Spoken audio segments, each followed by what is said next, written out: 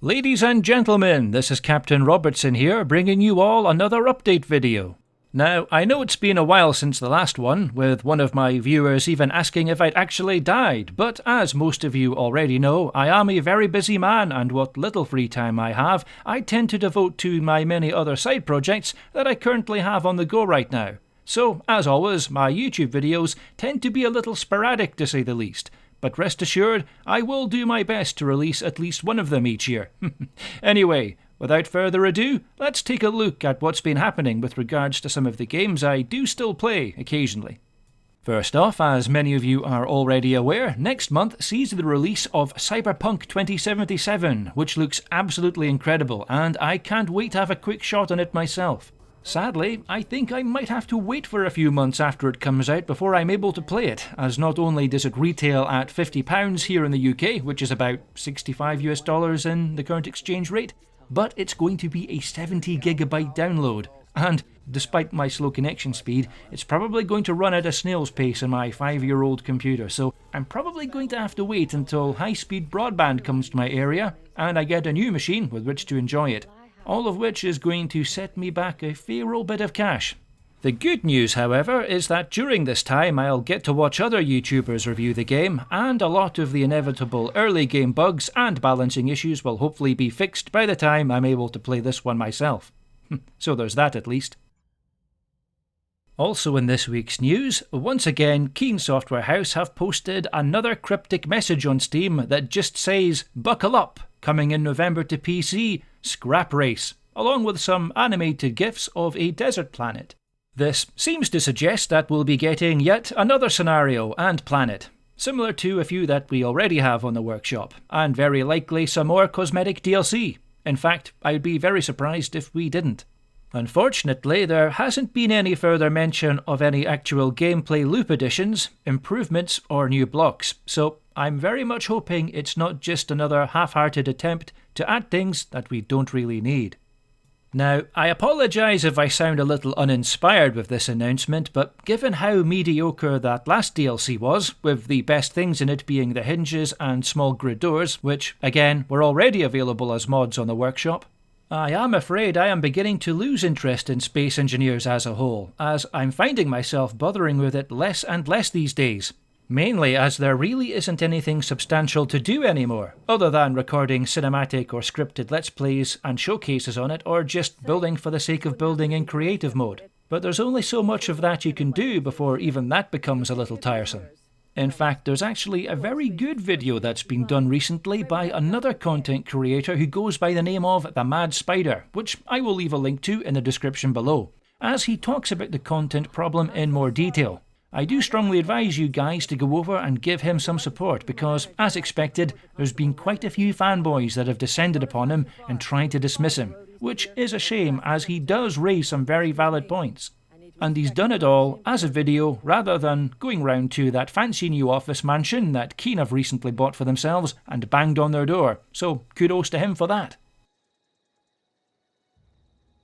In other news, the Outer Worlds has finally been released on Steam. That's right, ladies and gentlemen, after more than a year, the Outer Worlds has finally been allowed to be released on Steam, and it's definitely been worth the wait. Now, I was lucky enough to have played this on a friend's computer who bought it from the Epic Games Store last year, and I had an absolute blast. Literally, so it's good to see that those of you, like me, that prefer to keep as many games as possible on one app, are now able to enjoy this rare gem of a game. And for those of you who are unfamiliar with The Outer Worlds, it's essentially a first-person sci-fi shooter with RPG elements that's very similar to Fallout 3 and 4, except they're actually done a lot better, and the game as a whole has a lot of humorous elements and doesn't take itself quite too seriously, which is quite a refreshing change in this day and age. The review score on Steam is very positive at the moment. It was mixed when it came out, but that was mainly because a lot of entitled people just decided to downvote it out of spite, mainly because they had to wait a whole year to play it. Yeah, I know. A whole year might just be the blink of an eye for me, but for some millennials out there it must be, like, totally waiting a whole lifetime. The good news is that the wait has been well worth it, as the game is currently half price on Steam until the 6th of November, So if this game sounds like something you'd be interested in playing, then be sure to grab it quick before it goes back up to full price.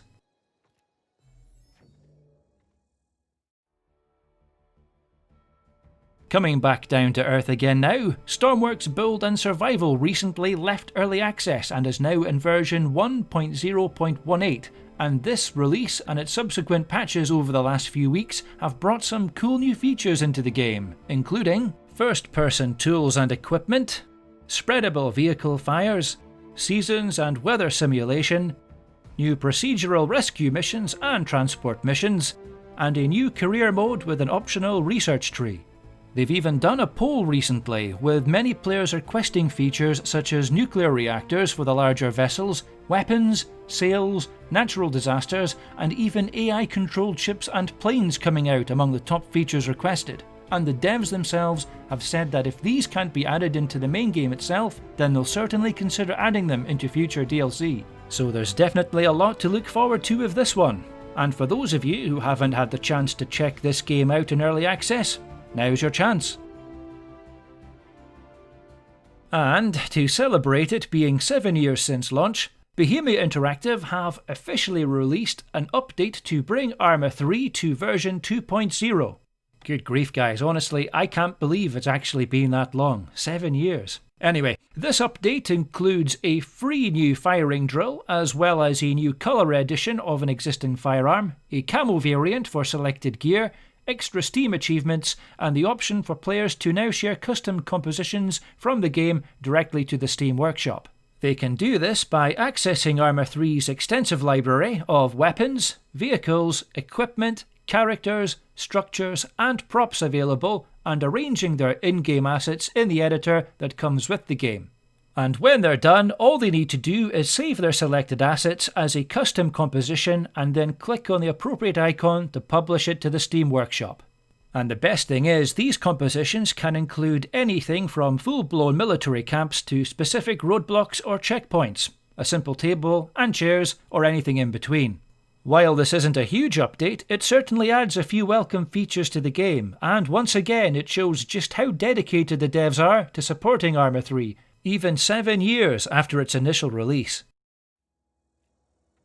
Right, on to some serious non-game related topics right now. First off, it's come to my attention that I am still getting a lot of friend requests, mostly on Steam, from people that I don't recognise, and sadly, when I do eventually accept a friend request, in almost all cases, it turns out to be a kid that's watched my videos on YouTube and is looking for me to play online with them. Sadly, as I've said in a previous video once before, I really don't have the free time nor inclination to get involved in such activities. Now, it's different if I pop into a public server where there's already people playing, like with a Discord server it's usually just to say hi and see how everyone is before I vanish again. But I really don't have the free time to play online with anyone these days, unless of course it's something that we've arranged well in advance, and in almost all cases it's usually with another content creator or an existing friend or family member. Now, I will still accept friend requests, but as I've just said, only if they come from content creators looking to bounce some ideas around, friends that I know out with the internet, or a member of my own family. In all of those cases, they will need to have given me a heads up first, just so that I am aware and can accept the friend request when it comes through. Now, this gets me on to the next point. People under the age of 18 really shouldn't be sending friend requests, especially to a full-grown adult that they don't really know and haven't met in real life. This goes especially for youngsters trying to befriend any YouTubers or Twitch streamers. Just because they come across as really cool guys or girls on their channel or in their videos, it doesn't mean that they're going to be good people in real life. Ideally, you should be looking to play online with people that are around the same age as you, give or take a few years. And even then, you should never agree to meet with that person in real life unless you've both discussed it with your respective parents and they themselves have agreed to it.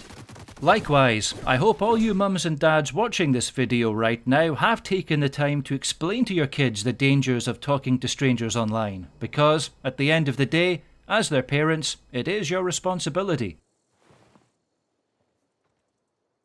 Anyway, on a more lighter note, the Dunsworth civilian Star Cruiser has now exceeded 19,000 downloads on Mod.io.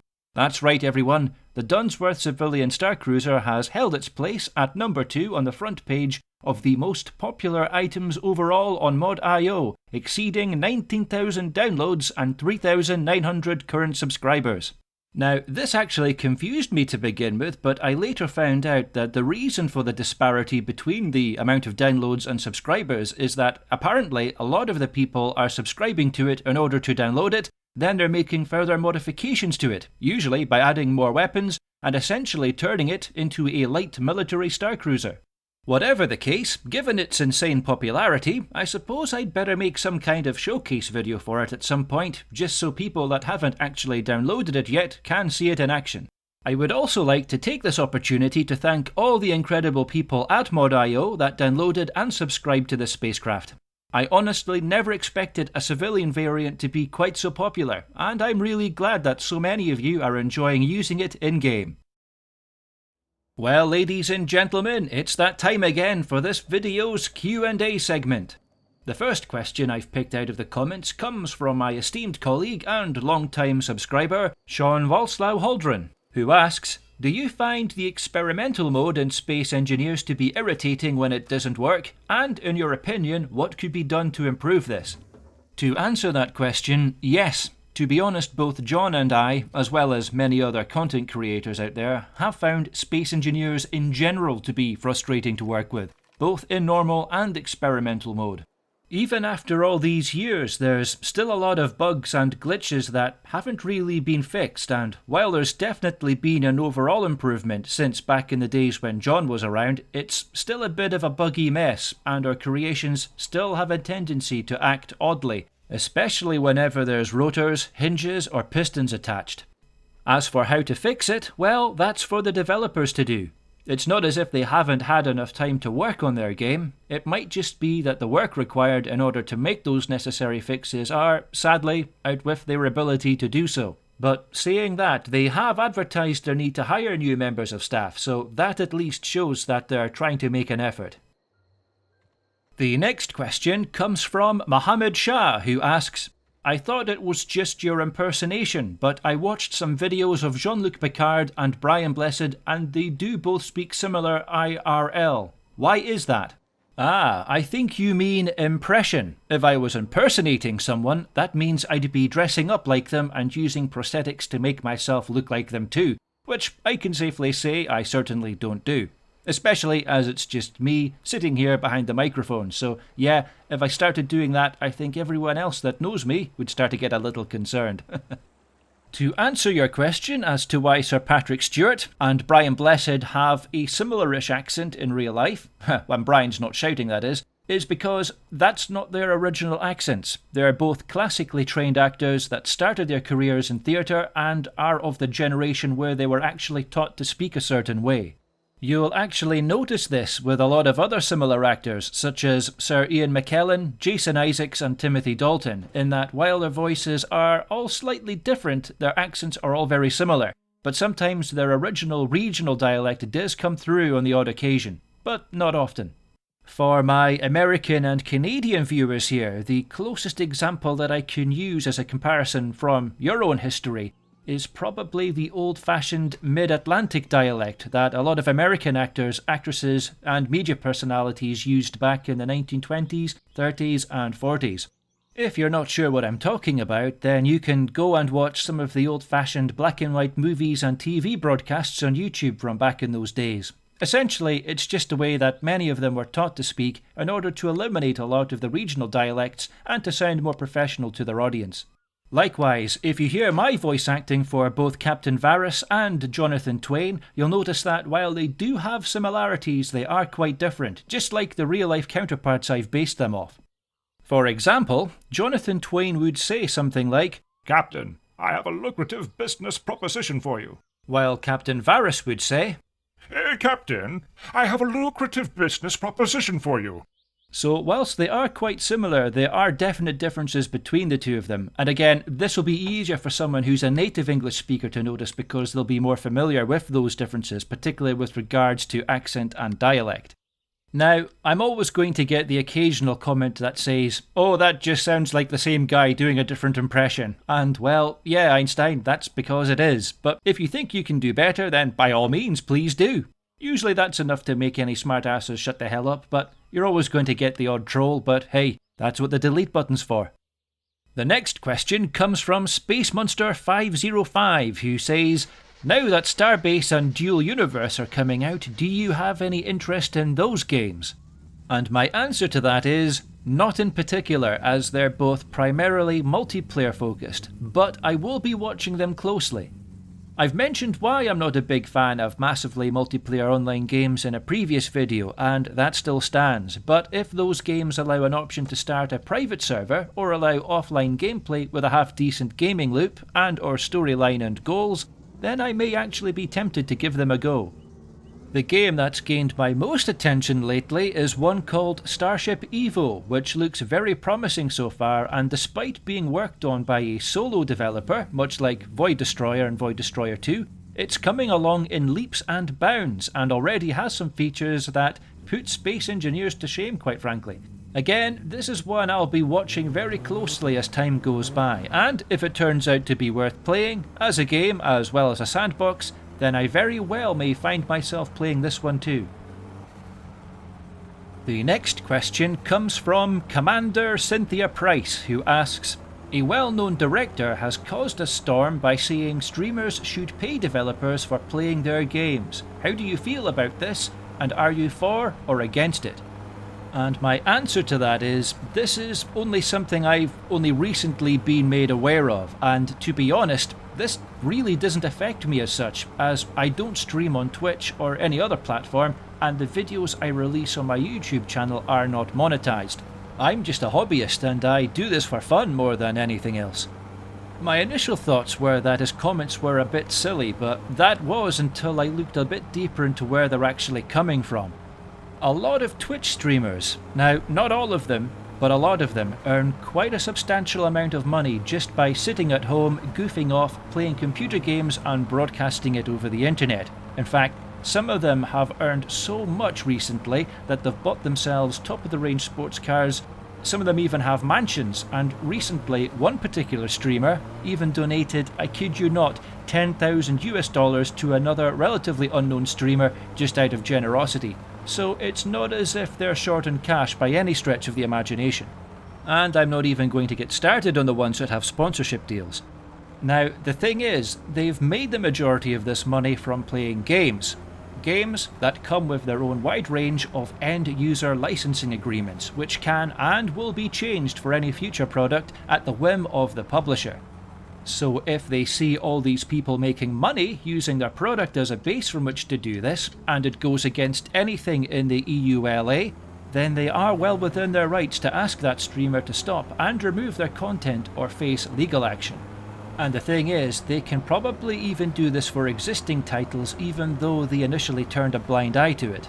What they could also do, and in a way some companies already capitalise on this by offering sponsorship deals, as I mentioned earlier, is that they can get in touch with particular streamers and say to them, "Hello, we've noticed that you're quite popular and are making a substantial amount of money from playing our game, and while we do appreciate the publicity, please be aware that our game cannot be used for personal monetary gain, nor is it allowed to be shown anywhere where there is a link to a Patreon page or equivalent. However, if you wish to keep streaming our game, please consider taking out one of our special monthly streaming licenses, upon purchase of which will allow you to keep on streaming and making money off of our product." Now, while many of you are probably shaking your head and saying, "Oh no, Captain, no company would ever do anything like that," or "Never, any real streamer would never stand for that," well, the thing is, some will, especially the big name richer ones that think, well, you know, I am making a small fortune from streaming Fortnite and Escape from Tarkov, so hey, I can easily afford paying these guys $59.99 a month. It's just peanuts to me. And as publishers realise just how much extra revenue they can make from this, they'd be foolish not to capitalise on it, because at the end of the day, the short-term hit and outrage from the streaming community is nothing compared to the long-term monetary gains they'll make, especially as more and more streamers that weigh up the pros and cons decide to get on board. And the thing is, for years my late colleague John and several other high-profile YouTubers have been saying that the whole YouTube and Twitch money-making scene is just a bubble that will one day burst. And in a way, we're already starting to see the beginnings of that from all the changes that have been happening to both YouTube and Twitch over the last few years. And it pains me to say this, ladies and gentlemen, it's only going to get worse. Sadly, the ones that are going to be hit the hardest when the bubble does eventually burst are all these full-time streamers and content creators that rely on Twitch and YouTube for a living, because while there are a few of them that have gone to college, university, or have a trade under their belt, a lot of them have foregone this to be full-time entertainers, so unless they're very lucky, finding alternative employment is going to be really tough. And yes, I know I probably sound like someone's dad for saying that, but you know, sometimes folks, your parents are actually right. Anyway, enough doom and gloom. The next question comes from Kenny Wolf, who asks, have you seen Hightail? Lewis and Simon were in the trailer. Do you still keep in touch with the Yogscast? And to answer that question, yes, I did spot an early trailer for Hightail a while back and just thought it looked like a fancier Minecraft clone. But apparently it's come along in leaps and bounds since then. I'll definitely have to take another look at it, and as with the other games I've mentioned earlier, if it turns out to be half decent, I might have a go at it myself and see if it's any good further down the line. As for the Yogscast, no, unfortunately I've not really spoken to any of them in probably about 5 years, at least. I know that John kind of fell out with Simon over something, which I personally thought was a little silly at the time, and I even told him as much. Unfortunately, I don't think they ever patched things up before he died, at least not to my knowledge anyway, which is a bit of a shame. I personally never had much contact with them, to be honest, and after the collapse of Yog Ventures, which I supported at the time and even have one of their sodding Yog Ventures t-shirts, I pretty much started to lose interest in their content. Plus, I was kinda busy with other things at the time, as we just started the Space Engineers Into the Unknown series back then too. In fact, the last Yogscast member that I ever saw, or rather, that I ever played online with, and I can't remember if it was Strippin, Sips or Shin, but they were taking part, along with a whole group of us, when we did that Minecraft event for charity. This again was years ago, and it was for Macmillan and was organised for a group of kids that were critically ill. In this event, I played one of the main villains that kept trolling, who I assume was one of the nurses on the good guy side. But as I said earlier, that was back in 2013 or 2014 at least, not too long after I made Castle Falkenstein in fact. Anyway, it's good to see that they're still going strong though, despite some of the controversy they've suffered in recent years. And if I do end up bumping into any of them again in the future, either in Hightail or elsewhere, I'll definitely be sure to say hi. Well folks, that concludes tonight's Q&A session and indeed tonight's channel update video. So don't forget that if any of you have any more questions for me that you'd like to submit for the next Q&A, please don't hesitate to leave them in the comment section below, and I'll see what I can do. Once again, ladies and gentlemen, I hope you all stay safe out there, and until next time, this is Robertson, signing off. If only McDevitt's folk hadn't abandoned us. Cannery could use them.